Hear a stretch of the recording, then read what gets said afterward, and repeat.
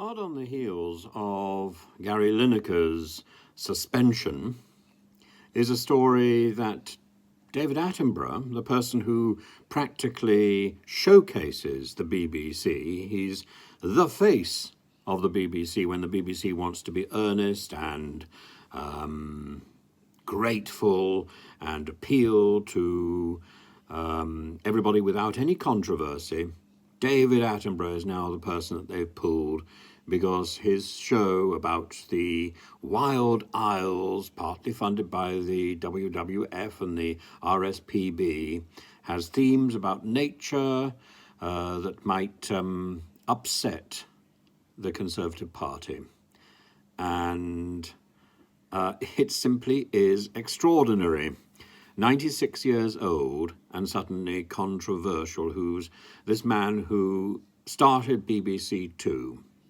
5 episodes due to go out on primetime TV, on primetime on BBC One, but the 6th episode that looks at the losses of nature in the UK will now only be available on iPlayer. What a dereliction of duty to public broadcasting. What a sham. What a sham. Simply because presumably it peddles the sort of message that Caroline Lucas would approve of, because it peddles the sort of message that actually surely Boris Johnson was promoting. This is making it abundantly clear that Richard Sharp is some sort of political appointee and that the BBC is now seen as the organ of the Conservative Party. It is a disgrace and it needs to be challenged, and frankly, as I said earlier, I feel this is one great plot by Nadine Dorries to justify removing the television licence. But if the government doesn't do it with this sort of behaviour, I think many people across the country are going to simply refuse to pay their television licence. What is the point of endorsing this sort of toadyism? Because there's only one small step between this and the sort of propaganda that we see in places like Russia. One small step. Oh, and of course, as I know only too well, as the capacity for dubbing and for